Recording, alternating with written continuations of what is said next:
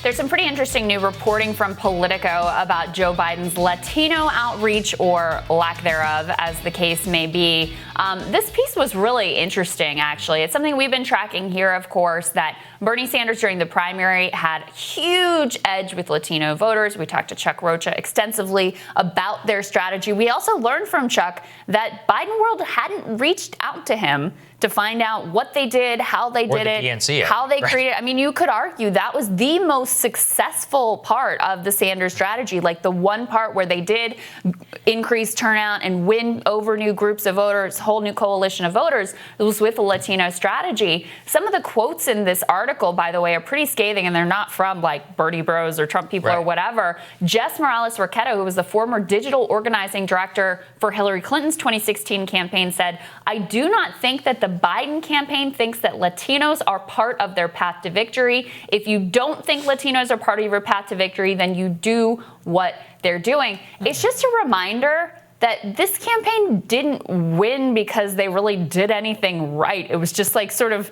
a default choice. The media, coalesced around them. Everybody dropped out. Like, it was just these few behind the scenes maneuvers. And I would say the failure of the Sanders campaign to really close the deal or make the case against Joe. But they didn't have good fundraising. They didn't have good organizing. They didn't have good outreach to any of these groups. They didn't have particularly good ads. I mean, they didn't really do anything right, and yet they still won. But that is a liability for the fall. Key data point here. 61% of Latinos in America are under the age of 35. Now, which group was Biden do particularly badly with? Pretty remarkable. Young Americans. Yeah. So you put that all together and you're like, oh, wow, like Biden actually has a big problem here. I think what it really comes down to is, as you say, is that because they didn't matter for their primary victory, they think they can just coast.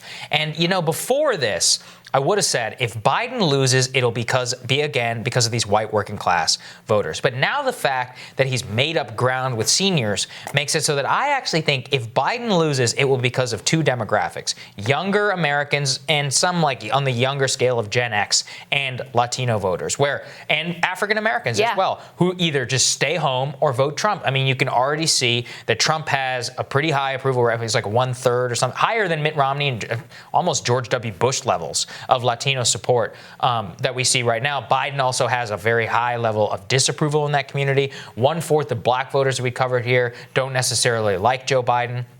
And then we covered a couple of weeks ago that Equus research analysis of Latinos who hold an unfavorable view of Joe Biden. Which states are they disproportionately live in? Number 1, Wisconsin, which apparently I'm told is a very important one. Number 2 was 3 was Pennsylvania. I mean, 2 of the biggest swing states that are represented in that. So all of the top states were swing states, by the way. I think his Latino blind spot in this election, if anything does cost him, I think it'll be younger voters, because those are the demographics where we've actually seen Trump gain a significant amount of ground on. He's just losing among seniors. Well, I was just looking at the latest Morning Consult national poll, and they do great crosstab breakdowns by income and gender and race and education level and all sorts of things. And granted, you always want to be careful with these because the sample size among these smaller demographic groups may be small. Right. So it may have a large margin of error. But in their latest poll, they have Biden at 45 with Hispanics and Trump at 41. That's incredible. It's almost tied. That's a George W. Bush. That is incredible. And even if that's roughly true, that's a bad situation. Yeah. I would love to see Democrats grapple with the fact, because I think the other piece of this is they just assume, because of Trump's rhetoric, I mean, not even really what he hasn't actually done that much on immigration, substantively in terms of real structural change. But because of his rhetoric, there's an assumption that Hispanics, Latino voters are just in the bag for Democrats, that you don't really have to do anything, that Trump alone is enough. But, what's interesting is, and this is what the Trump campaign has told us, and granted, that's their spin, and so we should always take that with a grain of salt. They see a real affinity with Latino voters, not just on cultural issues, which is often raised as why there might be an affinity, but on trade. And we see they've actually cut a new Spanish language ad to appeal to Latinos. Let's take a look at that. Durante la pandemia de coronavirus, Joe Biden criticó la prohibición de vuelos desde China. Hysterical xenophobia. Estaba completamente equivocado. Biden lleva 40 años equivocado sobre China, apoyando acuerdos que destruyen nuestros empleos. Considera a China una nación preferida, permitiendo que China nos pisotee. What a beautiful history we wrote together. Pero Biden está ahora más equivocado que nunca. Hysterical xenophobia. Joe Biden en la Casa Blanca sería un error mortal. I'm Donald J. Trump, and I approve this message. So I have heard from multiple campaign advisors, both here on the show and, in private, that the number one resonating issue amongst the Latino community in places like New Mexico, Arizona, and Texas is trade war with China. And I think it makes complete sense, which is that these are workers who would traditionally be working in factory jobs and others that have been offshored to Mexico and to China. So it's a message that resonates with them, especially people who are third, fourth generation Latino Americans, where they had the factory literally and now it's gone. Yeah. It's the same way that white working class voters in the Midwest feel. Former New Mexico Governor Bill Richardson, who's always been kind of like a bellwether on these things, he told Politico here that the Biden campaign has demonstrated little or no activity in the campaign.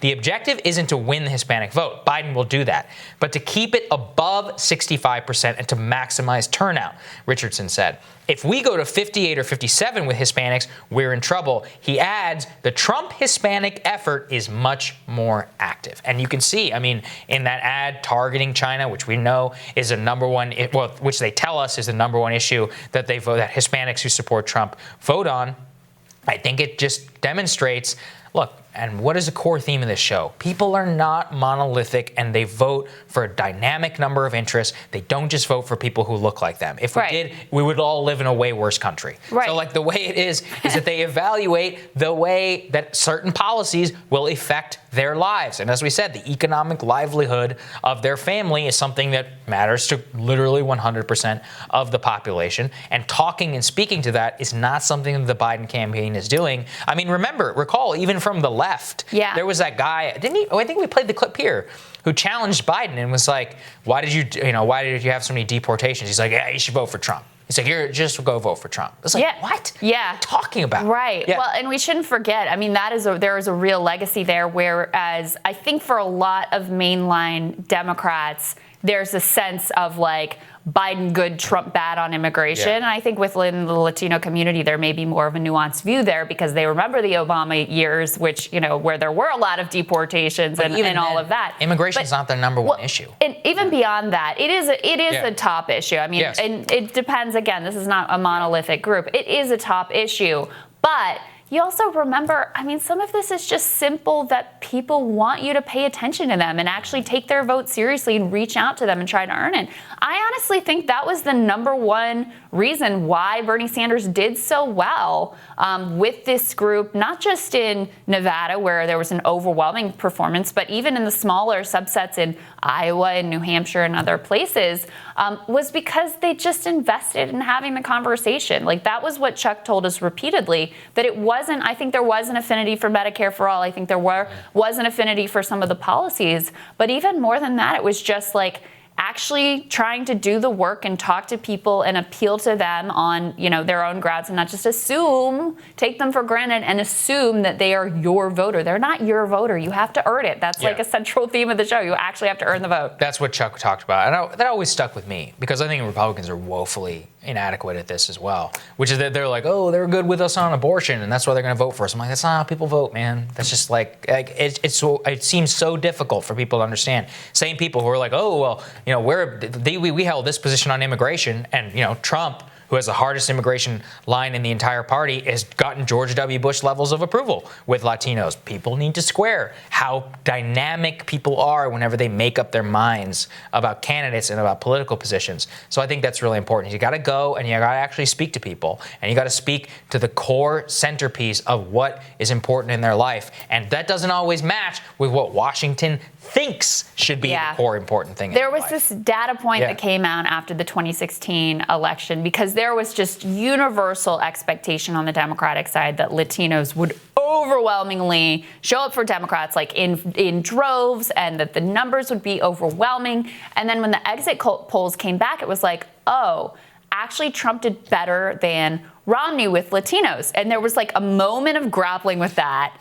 And then there was another study that came out that used all this convoluted logic to try to explain how, no, that's not really true. That didn't really happen. And then they all just went back to sleep again and pretended like it didn't happen. So that grappling never happened, never occurred. And I think we see it right now reflected in the numbers. And I always want to say, Biden is pretty well positioned right now because he's made up so much ground with seniors.